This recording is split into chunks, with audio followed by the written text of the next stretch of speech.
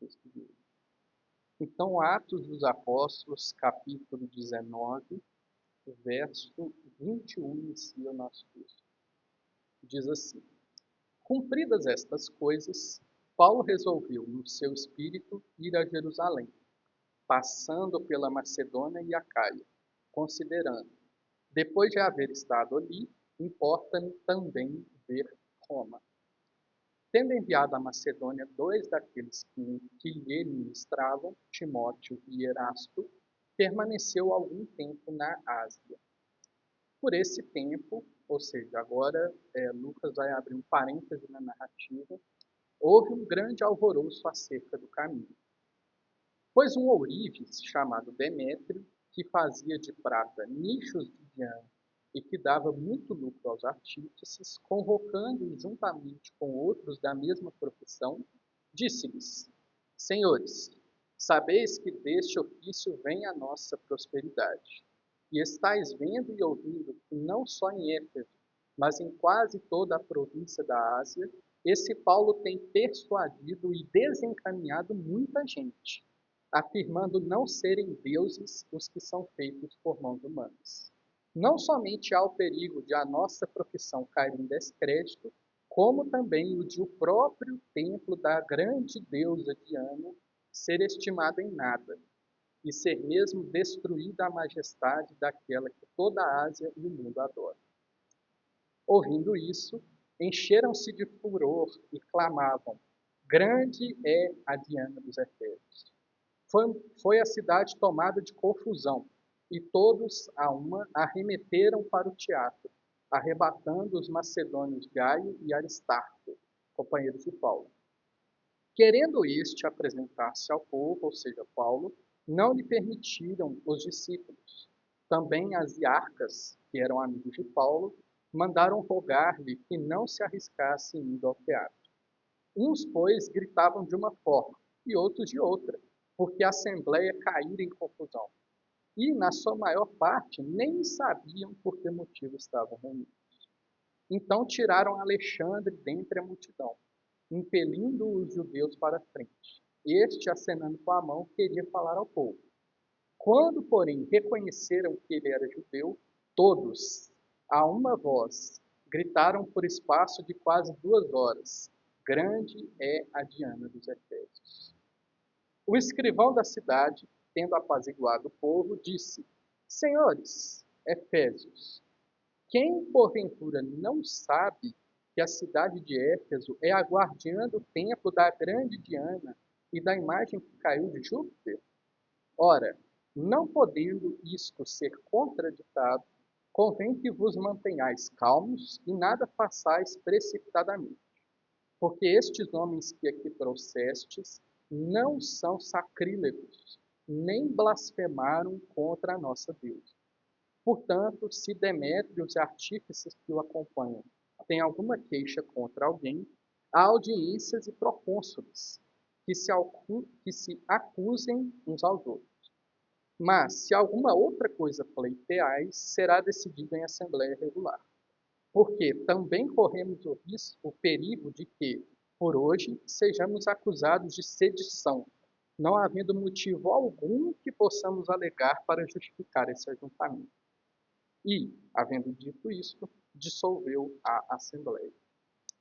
Cessado o tumulto, voltando então do parênteses, Paulo mandou chamar os discípulos e, tendo-os confortado, despediu-se e partiu para a Macedônia. Havendo atravessado aquelas terras, fortalecendo os discípulos com muitas exortações, dirigiu-se para a Grécia, onde se demorou 3 meses. Tendo havido uma conspiração por parte dos judeus contra ele, quando estava para embarcar rumo à Síria, determinou voltar pela Macedônia. Acompanharam-no até a Ásia Sópatro de Bereia, filho de Pirro, Aristarco e Secundo de Tessalônica, Gaio de Derbe e Timóteo, bem como Tíquico e Trófimo da Ásia. Estes nos precederam, esperando-nos em Troade. Depois dos dias dos pães asmos, navegamos de Filipos, e em 5 dias fomos ter com eles naquele porto, onde passamos uma semana. Até que, Senhor Deus, maravilhoso és, Pai, porque o Senhor nos trouxe aqui nesta noite para ouvirmos o que o Senhor tem a dizer para nós, através da Tua palavra. Senhor, visita-nos com o Teu Santo Espírito, esteja conosco, Pai, é o que te pedimos em nome de Jesus. Amém. Irmãos, Lisboa é a capital de Portugal. Eu estive visitando Lisboa ano passado e Lisboa é uma cidade muito rica, muito próspera. Lisboa é um centro de mais ou menos 2 milhões de habitantes e é a capital de Portugal. É uma cidade muito bonita, é uma cidade que muitas pessoas desejam visitar e que lá tem muito turista, mas muito turista mesmo. Muitas pessoas querem ir para lá. A arquitetura é muito bonita, assim, pensa em Tiradentes, né, em São João del Rei, as cidades aqui, aquele centrinho de Nova Lima, aquelas casas. É uma arquitetura bem parecida aqui com a nossa, até porque nós somos colonizados pelos portugueses. Lá em Lisboa tem uma infraestrutura de transportes muito boa, tem muitas linhas de metrô, muitos trens que vão para toda a região metropolitana, em todo Portugal, e muitos ônibus também. Lá é uma cidade assim, de todas as grandes cidades europeias, com muita infraestrutura e muito charmosa. Uma cidade muito bonita. Porém, pouca gente sabe que Lisboa é diferente das outras capitais da Europa, porque Lisboa, na verdade, o que nós conhecemos de Lisboa hoje vem de 300 anos. Não vem de uma antiguidade passada muito longa. Porque 300 anos atrás, Lisboa sofreu um grande terremoto. Foi no ano de 1755. Naquela época, a cidade era muito rica, assim como é hoje, também muito rica. Era a capital de um vasto império no mundo inteiro, né? Tinha colônia no Brasil, tinha colônia em África, tinha colônia na Ásia, era a capital de um império grandíssimo. E todas as rendas daquele império iam para Lisboa. Era uma cidade riquíssima e muito bem, com muita infraestrutura. Porém, no dia 1º de novembro de 1755, houve um terremoto que foi de 9 graus na escala Richter. Foi mais ou menos o que foi o terremoto do Japão, alguns anos atrás, que os irmãos devem se lembrar. Foi um grande terremoto mesmo. Destruiu cerca de 85% da cidade de Lisboa. Foi uma destruição quase total da cidade de Lisboa. Houve depois um grande tsunami, porque o epicentro do terremoto foi no mar, cerca de 150 quilômetros para o mar. Depois do terremoto houve uma grande onda, e o que tinha sobrado de casas na região baixa foi totalmente destruída naquele dia 1º de novembro. E, se os irmãos não sabem, o dia 1º de novembro é o dia de Todos os Santos, que é comemorado, né, nos países católicos. Então, foi a magnitude desse evento foi ainda mais terrível por causa disso. As pessoas estavam na rua comemorando nas vielas e tudo foi abaixo. A terra tremeu e a onda depois disso. Cerca de 90 mil pessoas morreram nesse terremoto depois do tsunami. 90 mil pessoas seria 1/3 da população de Lisboa. Lisboa tinha aproximadamente, uns chutam 300 mil, outros chutam 250, então seria aproximadamente 1/3 da cidade foi morta por esse desastre. O terremoto, não só esse de Lisboa, como todos os terremotos de grande magnitude, eles são devastadores. Eles vão para muitos lugares. A sua reverberação vai por centenas de quilômetros. É um evento avassalador. Não tem como fazer nada diante do terremoto. Por exemplo, esse terremoto de Lisboa, Marrocos, que fica do lado oposto do mar Mediterrâneo, sofreu um tsunami com o terremoto que foi em Portugal. Cerca de 10 mil pessoas morreram em Marrocos por causa do tsunami que veio desse terremoto que houve no meio do mar. Marrocos é cerca de 300 quilômetros distante de Portugal e uns 500 quilômetros distante de Lisboa. 500 quilômetros morreram 10 mil pessoas. Na Escócia, Escócia fica ao norte, lá na Inglaterra, pessoas sentiram um tremor de terra e veio uma onda lá na Escócia. A Escócia fica a cerca de 1.500 quilômetros pelo mar de Lisboa. Veja a extensão que é o evento do terremoto. Nos Alpes suíços, cerca de 2.000 quilômetros mais longe de Portugal e de Lisboa, os relatos de época contam que houve uma pequena reverberação do terremoto e os lagos que ficam lá no alto dos Alpes baixaram alguns metros. Ou seja, a terra se acomodou e a água baixou alguns metros nos Alpes suíços, 2.000 quilômetros, 1.500 quilômetros longe de Lisboa. O terremoto de Lisboa abalou todo o mundo, toda a Europa, em 1755. O terremoto ele abala as estruturas, o terremoto ele devasta, o terremoto mexe com tudo que há quando ele ocorre. A morte e ressurreição de Cristo foi como um terremoto. Ela abalou as estruturas da sociedade. Tudo depois da morte e ressurreição de Cristo foi diferente. Tudo para o reino de Satanás agora é abalado. Os sismos, as reverberações da morte de Cristo estão presentes até hoje. Abalou tudo e continua reverberando até agora, em 2025. E o texto que nós lemos agora é uma dessas reverberações do avanço do Evangelho sobre toda a terra. E hoje nós vamos ver que você deve anunciar um Evangelho vivo e ter ambição para servir. A nossa primeira porção de texto que vamos trabalhar aqui vai ser dos versos 23 a 41 do texto, ou seja, o episódio propriamente dito da confusão.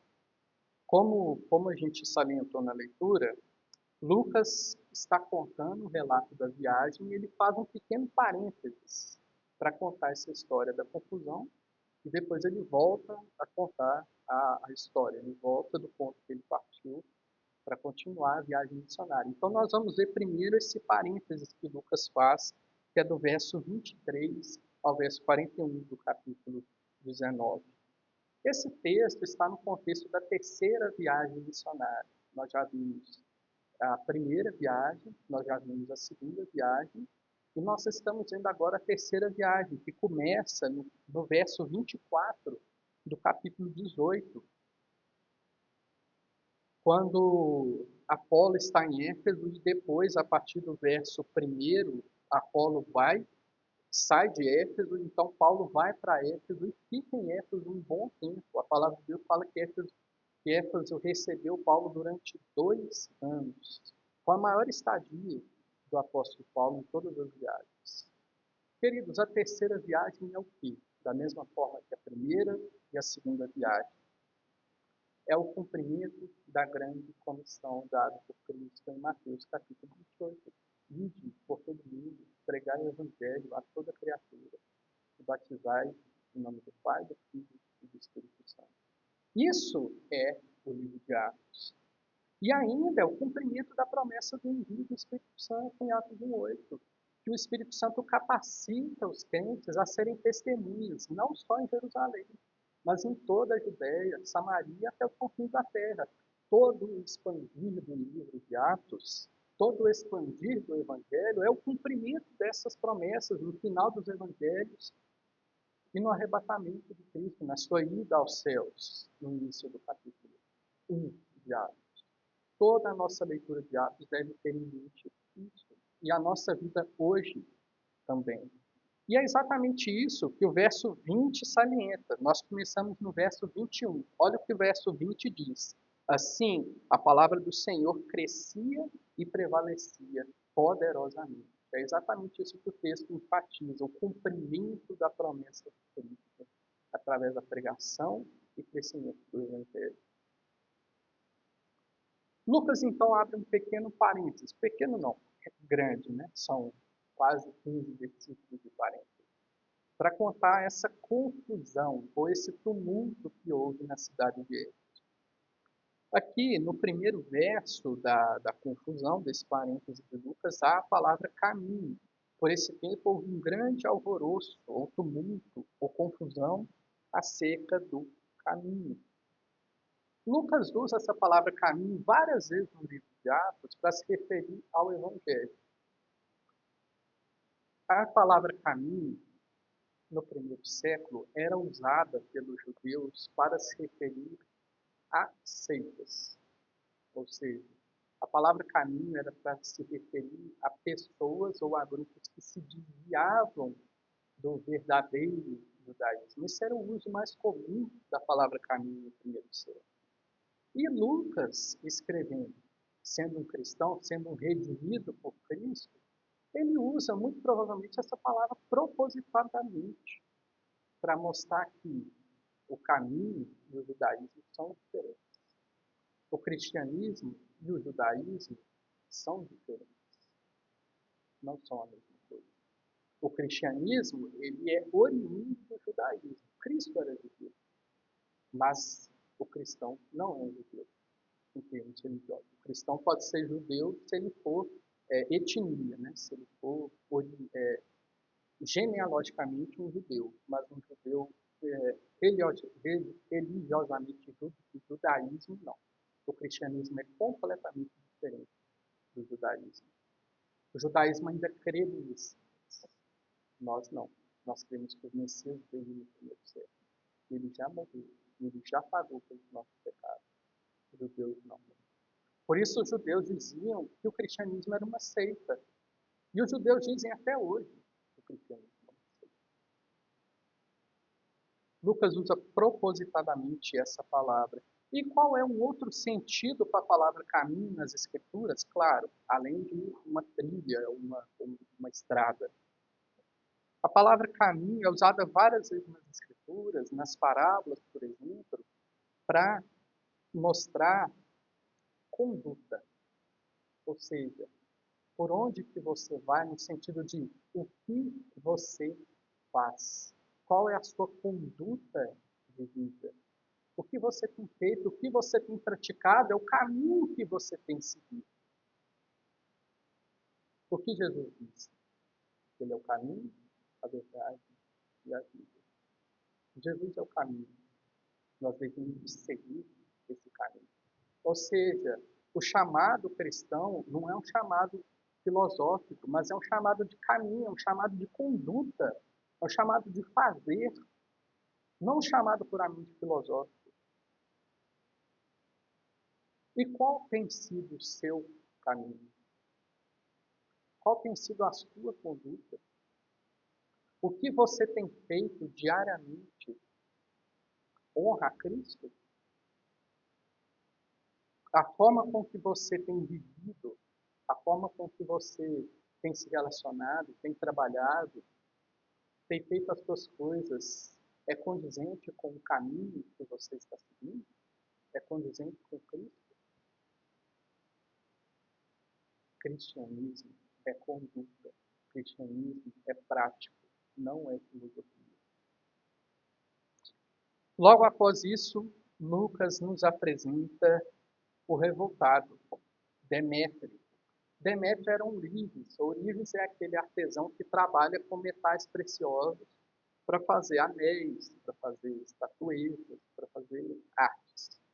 E no caso, Demétrio, ele trabalhava na cidade de Éfeso fazendo estatuetas, como diz aqui o texto, nichos, né, ou nichos de Diana. Ele trabalhava as imagens e produzia essas imagens. A região de Éfeso era rica em prata, rica em metais preciosos. Era um comércio muito lucrativo aquele que Demétrio estava. E, além disso, o texto menciona Diana. No original, no grego, é Artemis. Se sua Bíblia está Artemis, ela está mais correta do que a Almeida Revista atualizada. Diana é a deusa semelhante no panteão grego, no panteão romano, desculpa. É a mesma, são similares, Diana e Artemis. Mas no original está Artemis, não está Diana. Mas são as mesmas, a compatibilidade é a mesma. Éfeso era o centro da adoração de Artemis, ou de Diana. Isso quer dizer que a cidade tinha uma identidade. Por exemplo, hoje nós podemos ir lá em Éfeso, né, e conhecer as ruínas lá da cidade de Éfeso. O templo da deusa Artemis já foi escavado. Nós podemos ir lá visitar esse templo. Esse templo tem 130 metros de comprimento, por 67 metros de altura, por 67 metros de largura, 130 de comprimento, 67 de largura e 18 de altura.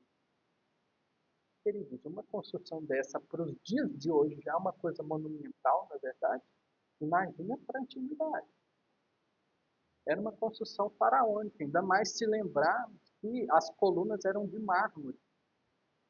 Não era feito lá, era feito lá na pedreira, carregavam essas colunas, eram 127 colunas que tinha no templo, que está lá ainda, né? Pode visitar lá.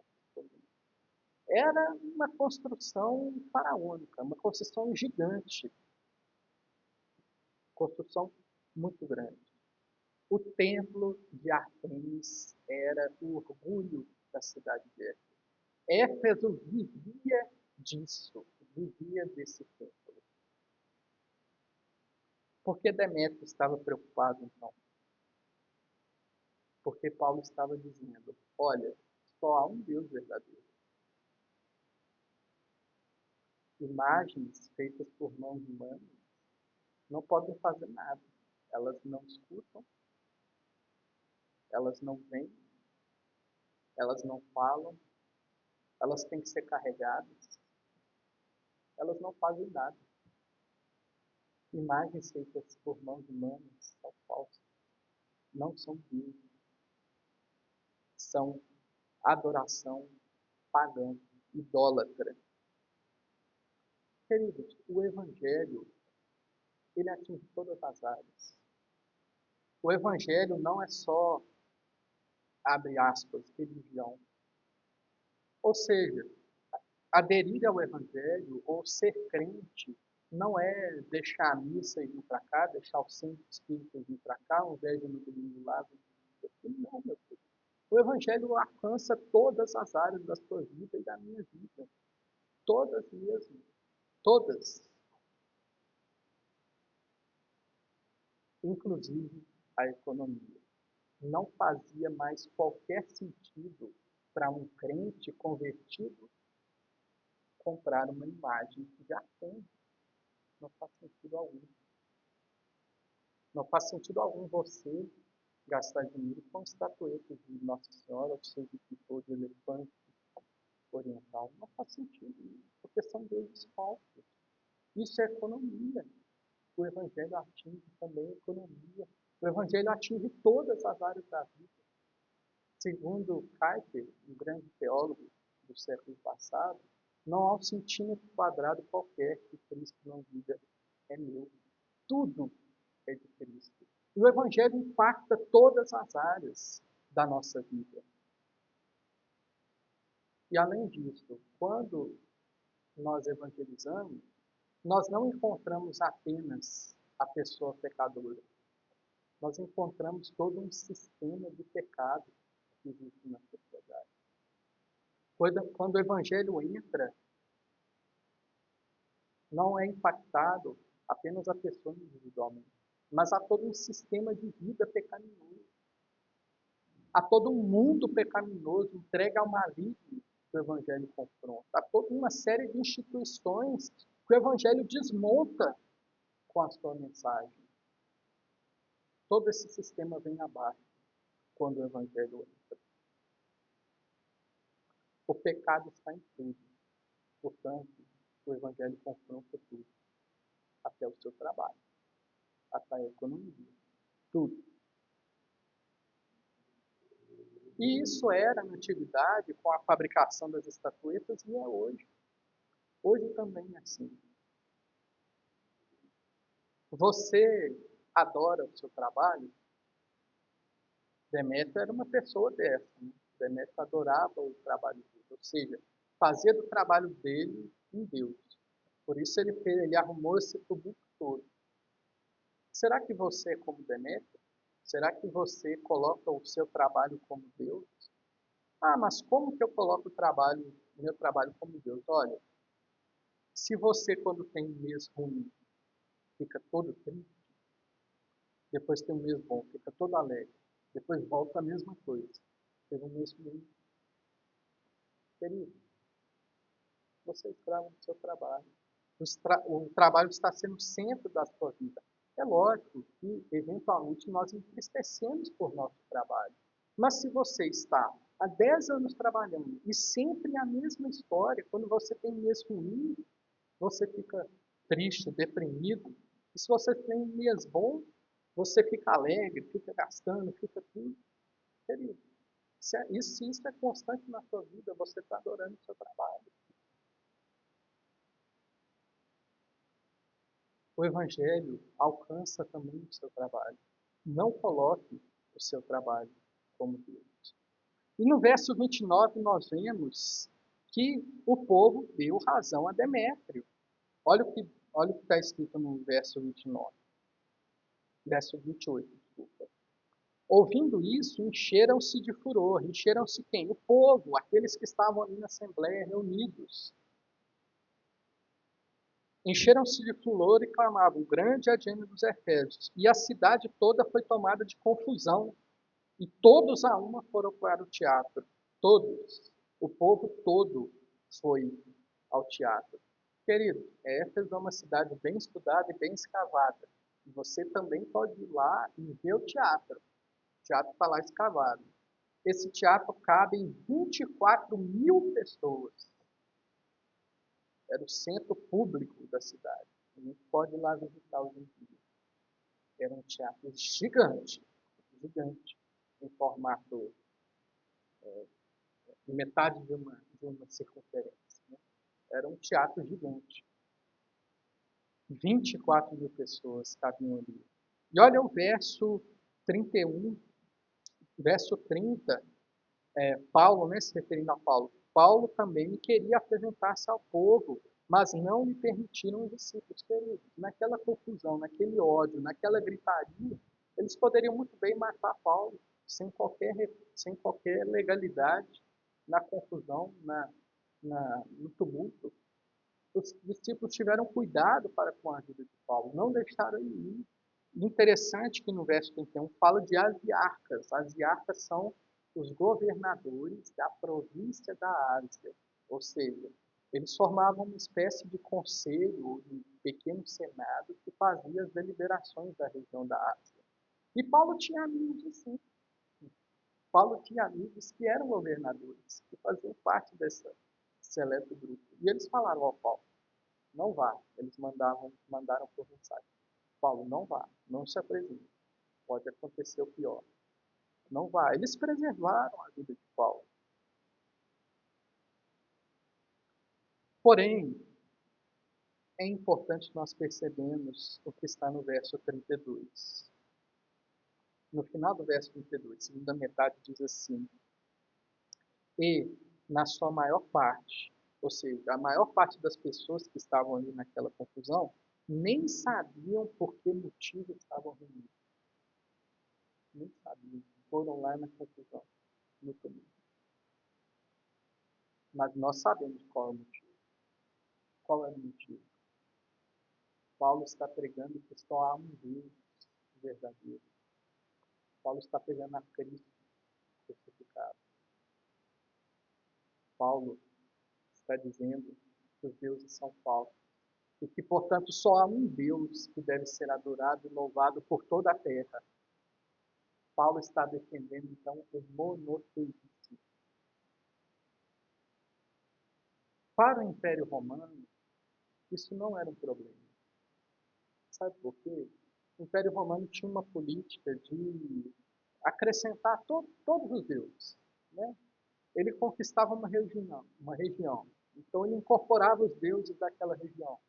Conquistava outra, incorporava os deuses também, colocava no panteão romano. Não tinha problema. O Império Romano era assim, era o pluralismo, era a essência do pluralismo. Pluralismo era aquilo ali. Tudo valia, tudo podia.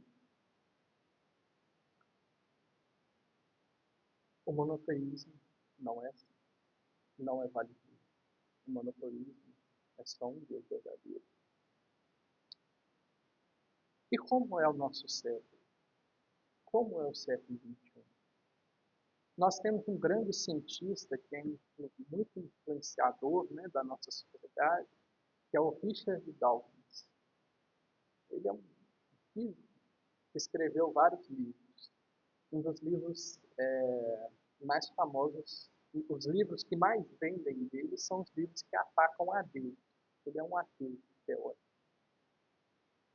Ele diz que o monoteísmo é uma coisa perigosa, porque, segundo ele, pessoas fazem coisas terríveis em nome de Deus. Segundo ele, esse Deus, ele é perigoso demais. Segundo ele, Deus, a ideia de só um Deus ser Deus é uma ideia perigosa. É uma ideia que leva a desastres. É uma ideia que leva a absurdos. Por isso, muitos vão contra a gente. Muitos vão contra a igreja. Hoje, 21 séculos depois que essas coisas aconteceram, nós estamos aqui anunciando que só há um Deus verdadeiro, Jesus Cristo crucificado. E muitas são as acusações que pesam contra a sua igreja. Da mesma forma que no século I. Da mesma forma. Querido, defenda o monoteísmo. Você deve defender que há um só Deus. Sabe por quê? Porque só há um Deus. Isso é a verdade. Deus é a verdade. Ele é o caminho. Só dele vem a salvação. Só há um Deus. E isso não é perigoso. Pelo contrário, isso é bom, porque ele governa todas as coisas para um propósito. Nada escapa do controle dele. E uma coisa muito importante, assim como aqui na confusão, que o pessoal foi sem nem saber do que se tratava, né? Foi efeito manada, hoje em dia é assim também. Nós temos que diferir os Richard Dawkins, os ateus militantes, os ateus teóricos, dos que só vão e falam a mesma coisa. Nós temos que discernir aqueles que estão simplesmente desorientados, simplesmente perdidos, como Lucas fez aqui, dos que excitam a multidão, dos que teorizam, dos que vão e fazem a bagunça. Sabe por quê? Porque essas pessoas, muitas vezes, elas só estão seguindo esse mantra aí do mundo porque não vem misericórdia, porque não vem amor, porque não vem lógica. Elas estão precisando ouvir. Elas estão precisando de um perdão. E elas estão precisando saber que só há um Deus. E é só através dele que nós temos a remissão dos nossos pecados. O fim da confusão é narrado por Lucas, a partir do verso 35. E aqui nós temos a figura do escrivão. Né? Ele conseguiu reduzir a confusão e tomar as rédeas do teatro. O escrivão era aquele que fazia a documentação da cidade, era aquele que fazia as atas, reunia a assembleia, enviava as comunicações para as instâncias superiores. É aquele dos documentos. Era o estadista que ficava na cidade, o escrivão da cidade. Ele conseguiu, então, contornar essa, essa confusão. Ele coloca aqui 4 argumentos para derrubar a confusão.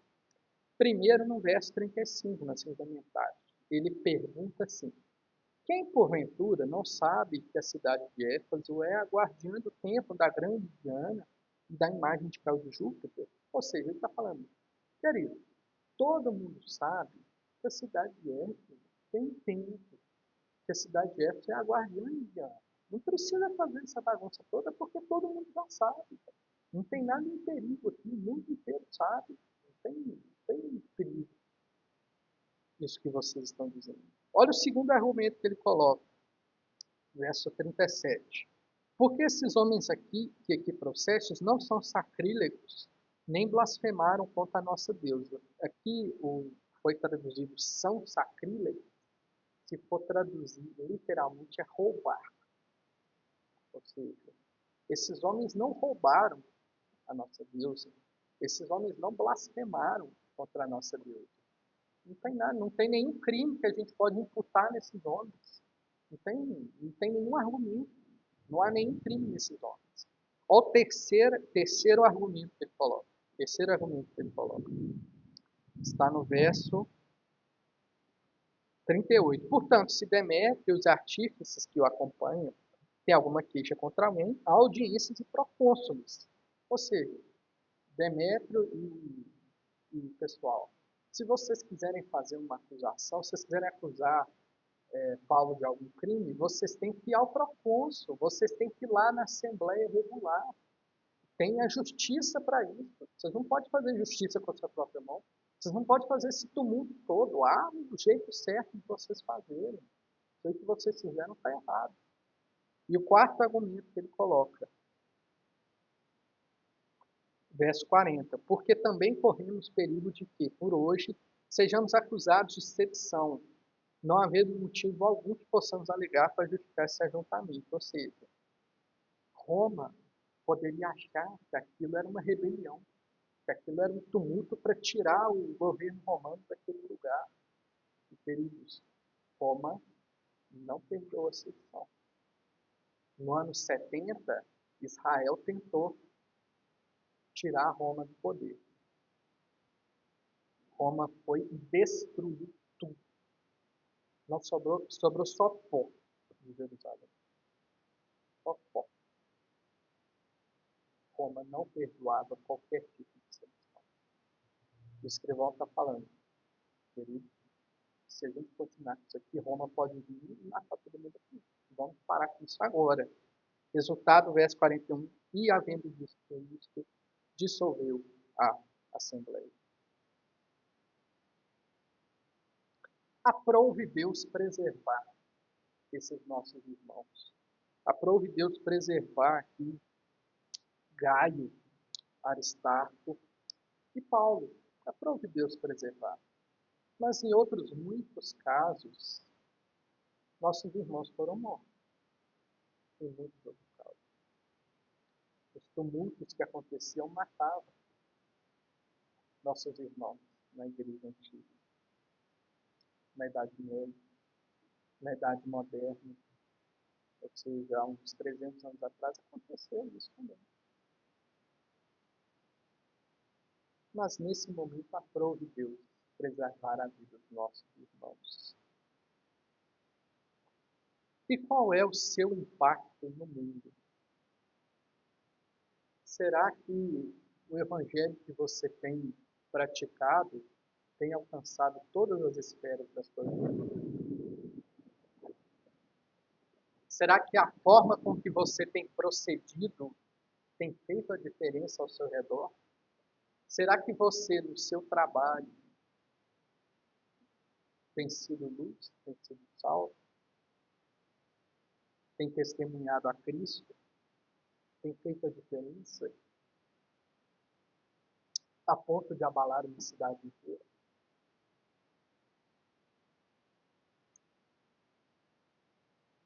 O que é o centro da sua vida? Será que Cristo é realmente o centro da sua vida? Inclusive do seu trabalho, inclusive das suas finanças, inclusive da sua vida cotidiana e não só no domingo? Será que você tem colocado o Cristo no centro da sua vida? A segunda parte do nosso texto, então, mostra que você deve ter ambição para servir. Você deve desejar ardentemente servir. Voltando aqui no verso 21 ao verso 22, aqui nós temos um planejamento da sequência da terceira viagem missionária de Paulo e dos outros irmãos.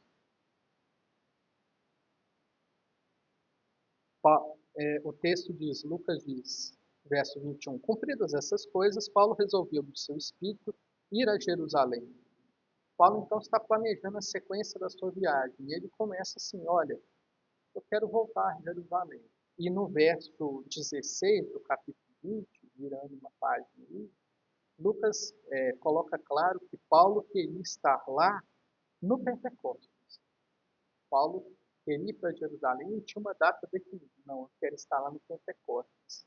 Veja o simbolismo que tinha a data de Pentecostes. Né? O Pentecostes foi o cumprimento de Atos 1, capítulo 8. Paulo queria estar lá para essa festa, esse aniversário do dia do derramamento de línguas, para a expansão do reino de Deus sobre toda a terra. E olha a ambição de Paulo, olha o desejo de Paulo de ver o evangelho sendo anunciado. Final do capítulo 21. Depois de haver estado ali, importa-me ver também Roma. Paulo tinha o desejo de estar no centro do mundo, de estar na capital de todo o império, para onde todos os guardas iam, onde aconteciam as coisas importantes, onde as pessoas ricas estavam na sua maioria. Paulo tinha desejo de pregar o evangelho ali, no centro do mundo, no centro do império que dominava todas as coisas. Paulo tinha essa necessidade. O verbo aqui, traduzido como importa-me ver, demonstra uma necessidade, um desejo, um anseio de estar em Roma. Paulo diz em Romanos 1, capítulo 13, que ele sempre desejou estar em Roma, mas que ainda não podia ter ido vê-los na ocasião que ele escreveu a carta aos Romanos. Sempre foi uma vontade de Paulo ir ao centro do mundo daquela época. Mas por que Paulo tinha esse desejo? Porque ele confiava nas promessas de Deus. Porque ele sabia que Deus é fiel para cumprir a sua promessa. E a promessa é: o evangelho será expandido, não só em Jerusalém, mas em toda a Samaria, toda a Judéia e até os confins da terra. Paulo confiava na promessa de Deus, queridos. Paulo tinha ambição, Paulo queria ir, Paulo planejava ir pregar, Paulo ia.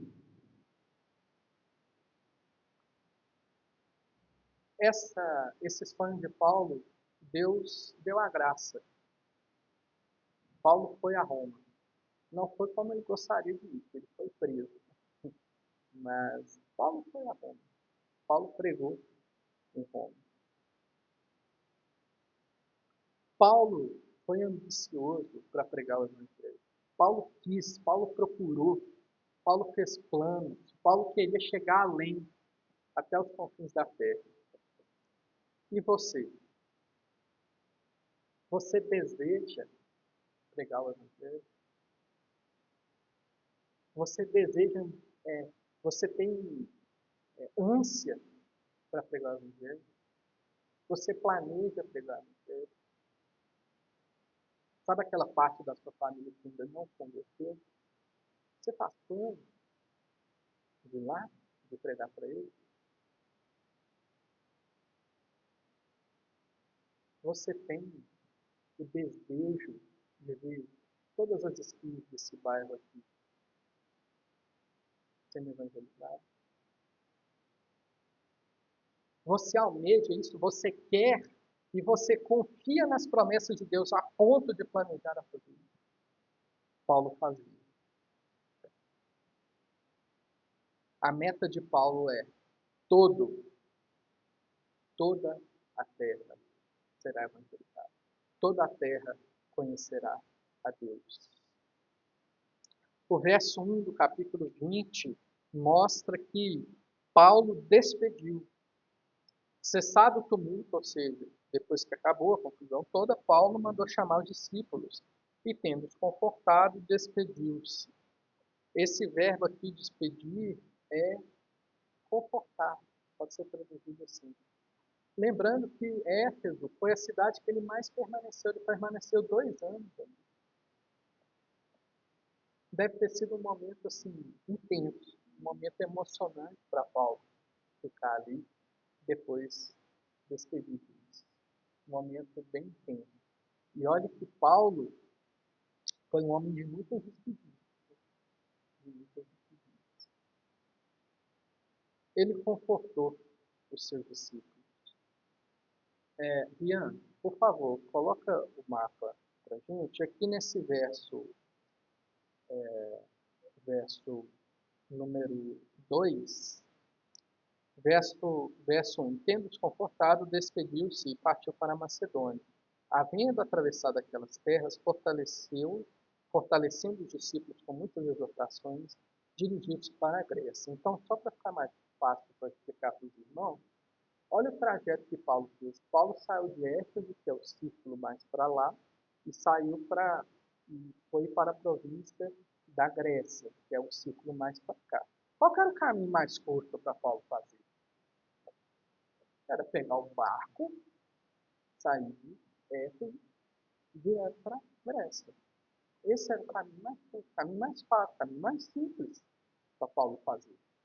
Mas o que Paulo fez? Verso 2, havendo atravessado aquelas terras, ou seja, a Macedônia, Paulo não foi de barco, Paulo subiu, Sardes, Catira, Pérgamo, Troade, subiu lá para a Macedônia, visitou Neápolis, Filipos, visitou Tessalônica, visitou Bereia, visitou todas as cidades, ele fez o caminho por terra para chegar até a Grécia.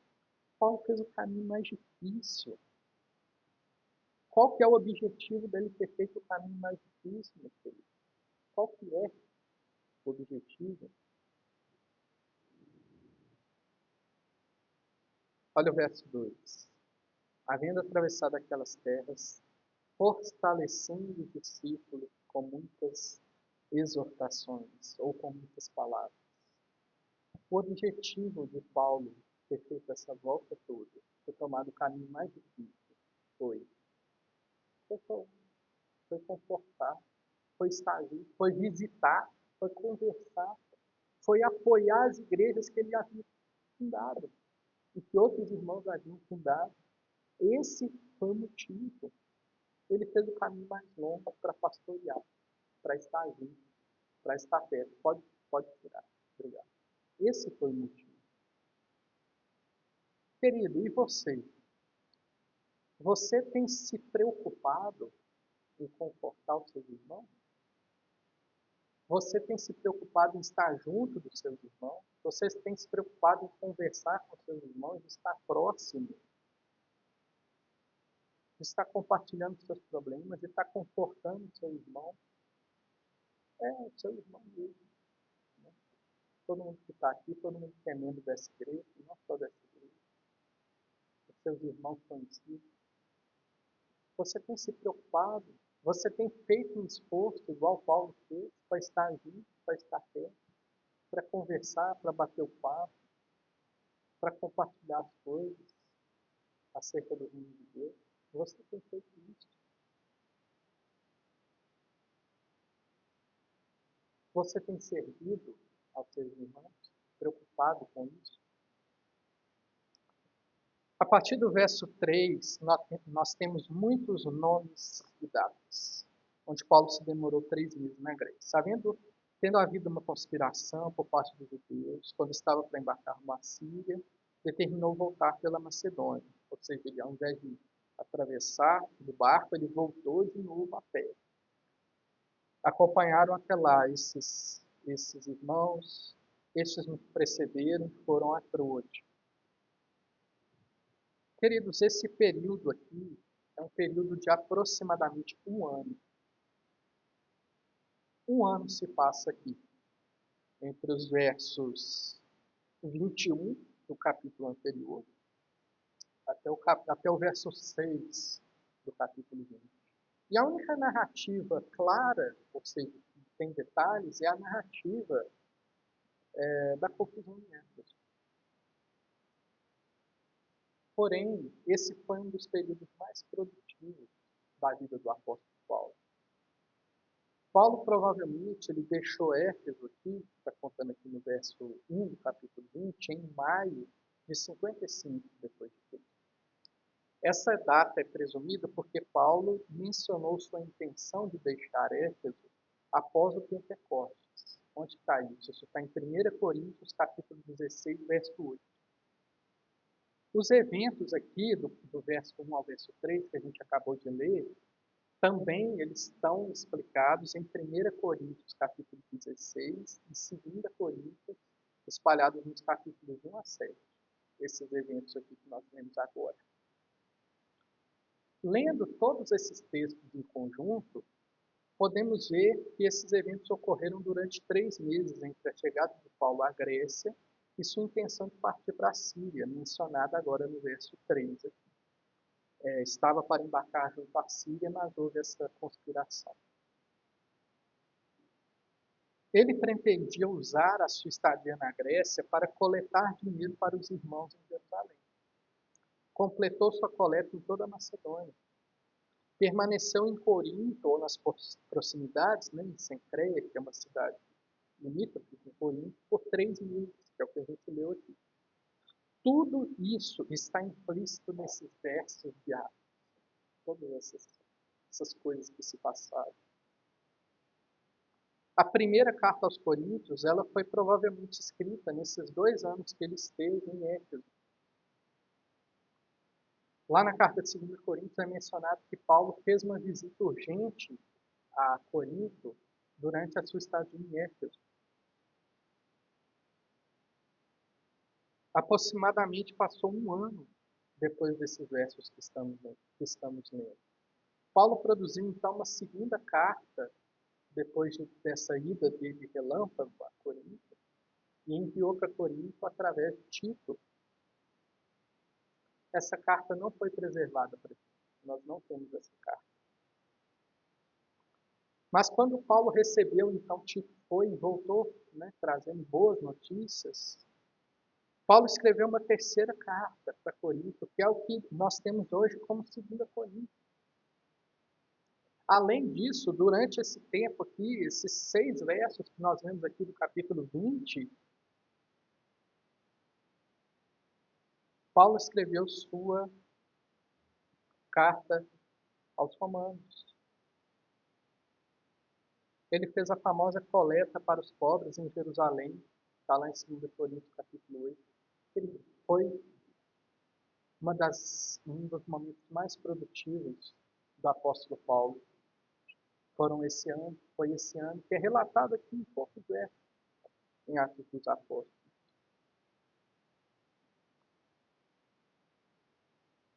Não tenha medo, meu filho. Não tenha medo de servir a Deus.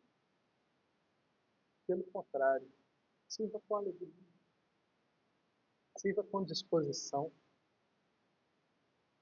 Sejamos fiéis hoje, assim como Paulo foi fiel nessa viagem. Sirva a Deus de todo o coração. O tempo que nós temos para servir a Deus é hoje. É hoje. Sirva agora. Sirva a Deus agora. Paulo tinha ambição para pegar o Evangelho. E você? Você deseja pregar o Evangelho? Você deseja ver o reino de Deus sendo espalhado?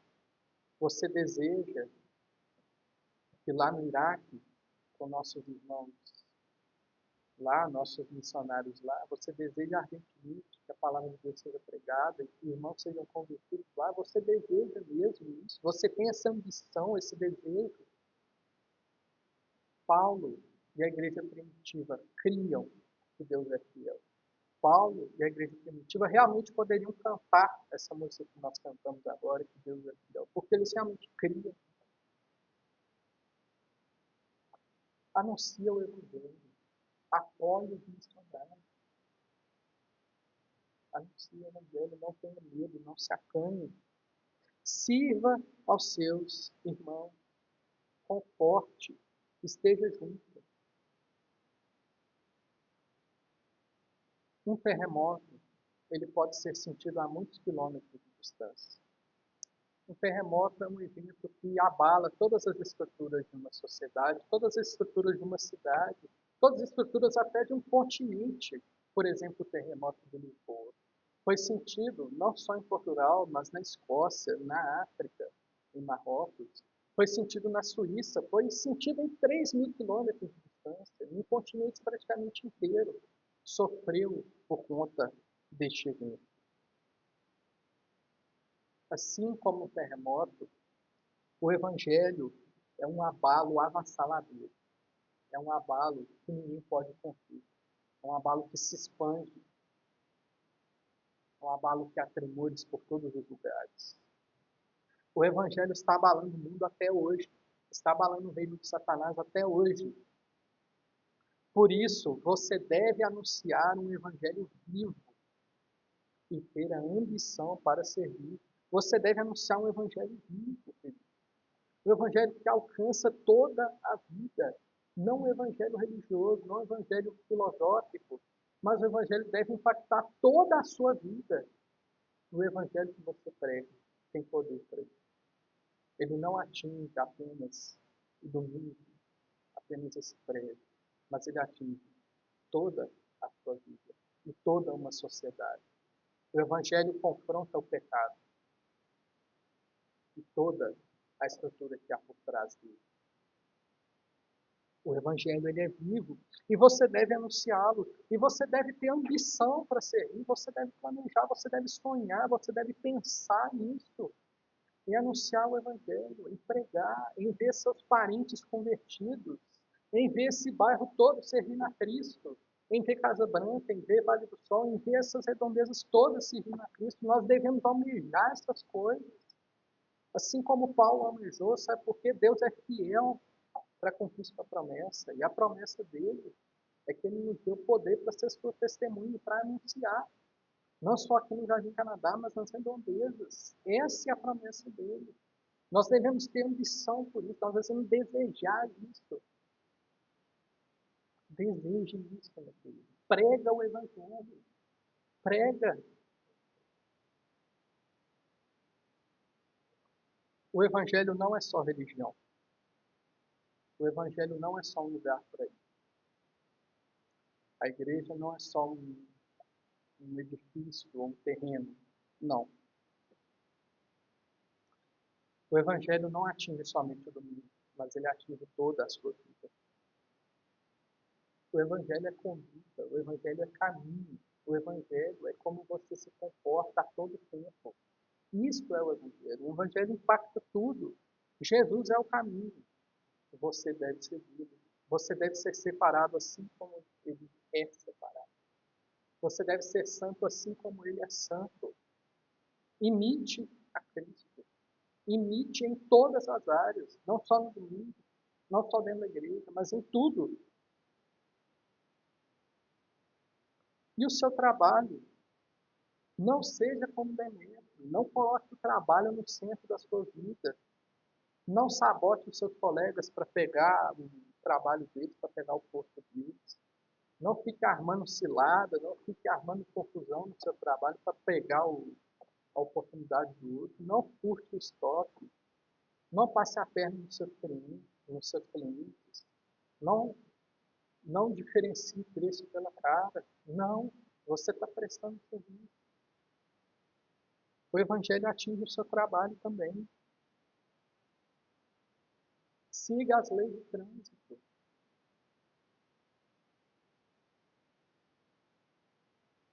Tenha um dia de descanso, porque Deus descansou e você também deve descansar. O Evangelho afeta também o seu trabalho. Não seja escravo do trabalho, como demônio. E você crê que Deus rege a história? Você crê que Deus governa a história para o bem daqueles que o amam? Então, meu prezado, trabalhe tranquilo, viva tranquilo, anuncie o Evangelho tranquilamente, viva alegre, viva feliz, viva com toda a paz do mundo, testemunhe, sirva.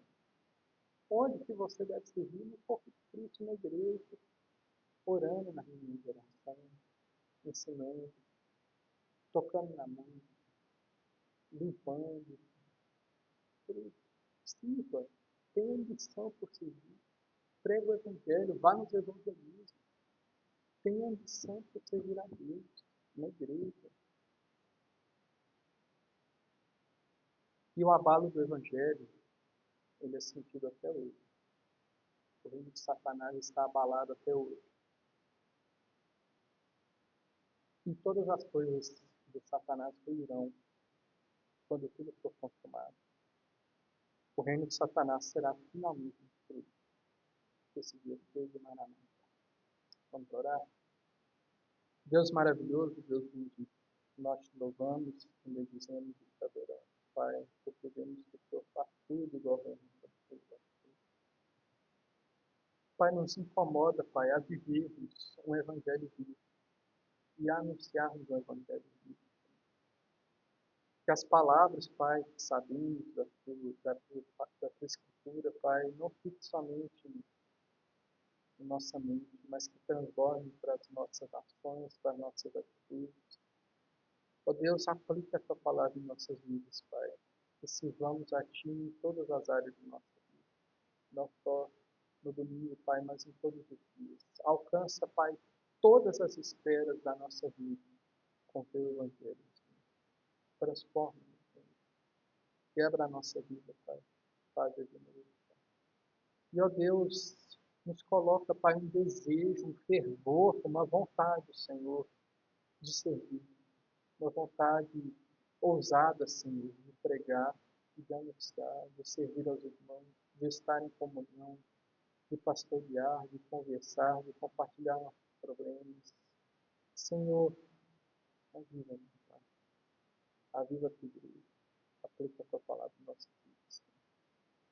Ó Deus, nós oramos, Pai, em nome do teu Filho, na certeza que o Senhor nos responderá.